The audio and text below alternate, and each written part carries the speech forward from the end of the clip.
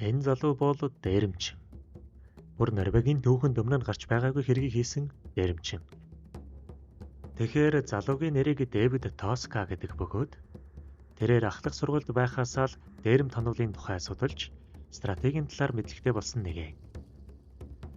Тоска сурагч байхдаа л найзуудаа би жирийн амьдралаар амьдрахгүй гэдэг байлаа. Энэ нь тэрээр би дээрэмчин болно гэсэн үг байв.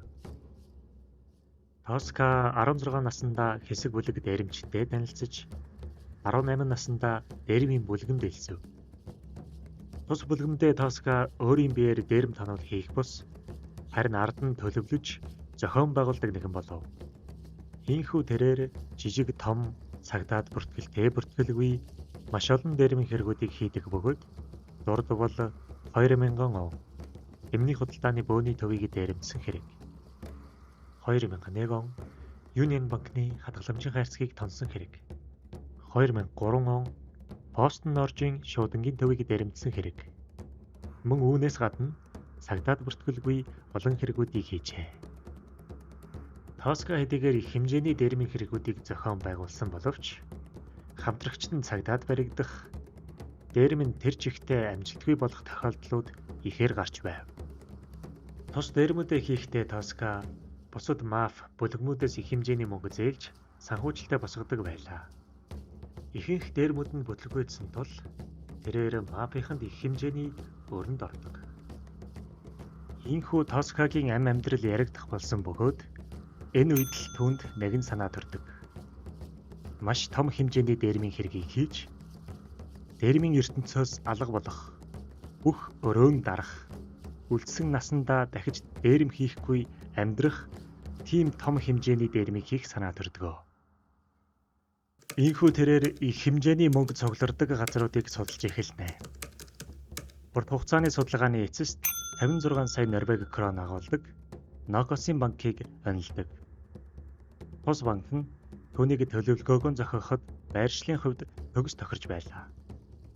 Ставенжер хотын Нокос банк нь зүгээр ч нэг банк байгаагүй бөгөөд бус бусынхээ мөнгөнд нэмэгдүүдийг хадгалдаг маш том банк байжээ. Энэхүү том хэмжээний дээрмийг хийхэд Тоскад мэрэгжлийн банк хамт олон хэрэгтэй болох бөгөөд тэрээр багийнхаа гишүүдийг цуглуулж эхэлдэг. Түүний сонгосон эхний хүн бол Мател Бетөв. Этиопид төрсөн, Ослод өссөн нэгэн. Тэрээр маш тайван, үнэнд шударга, нэгтнэм бай, логик сэтгэлгээ сайтай нэгэн. Нуугдах байр, хэрэглэх машин, харилцааны хэрэгслүүдийг олох ажлыг түүнд даатгадаг. Дараагийн гишүүн бол Жони Тендрап. Байкеруудын бүлгийн гишүүн бөгөөд Шан хатуу нэгэн. Түүнд хэрэглэх бүх буу зэвсгүүдийг даатгадаг. Алрич Шуман. Хуучин цэрэг байсан нэгэн бөгөөд дээрмийн үед цагдаа нартай буудалцах тохиолдолд галаар хамгаална. Мөн металлийн үеэлүүд болон жижиг бүлгэмүүдийг багтаа нэгтгэдэг. Ийхүү тэд бэлтгэлэн базааж төлөвлөгөөгөө зохион бэлэн болох хүртлээр нийт 5 сарыг зарцуулдаг.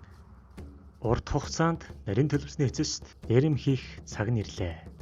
Энэхүү ажиллагаагаа Тоска Жоб нь буюу Жоб хэмээн нэрлэв. Хүн бүрт юу хийхийг нь нарийн төлөвлөж өгсөн Тоска бид паникт орохгүй, бид ярихгүй, бид яг л цэрэг дайчиж шиг хөдөлнө хэмээн уриалав. Ийхүү 2004 он 4-р сарын 5. Энэ бол дээрэм хийх өдөр.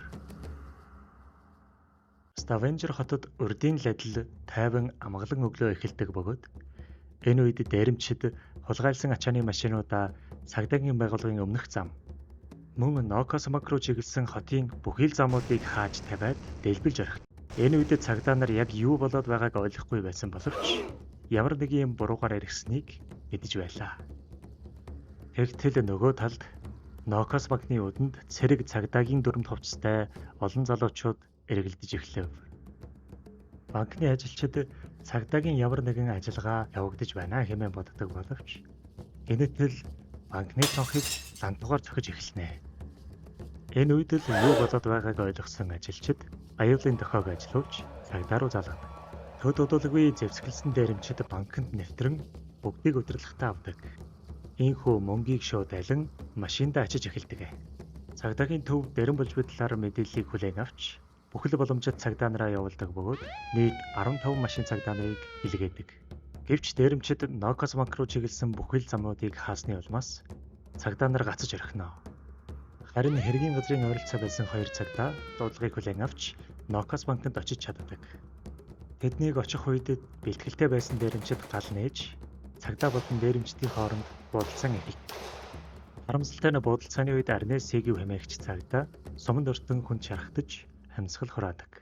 Энэ үеийг ашиглан дээрэмчид мөнгө атсан машинаа унаад зүхтаадаг. Зүхтаахдаа өмнө нь Тоскагийн төлөвлөж байсан хамгийн төвжрэл багтай мөн цагдаа нар хааж зогсох боломжгүй замуудыг сонгон зүхтаадаг. Тиймээс хэдэн километр зам давхисаар нууц газраа ирдэг.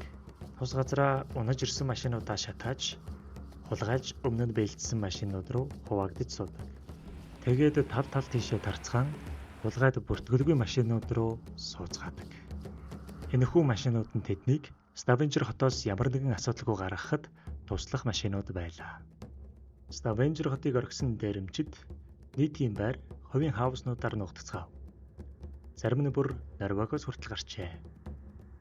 Ийхүү Тоскагийн төлөвлөсөн бүх зүйл түүний санснаар болж тэрээр өр зээлээ бүгдийн даран мөн дахиж дээрэм хийхээргүй баян болжээ.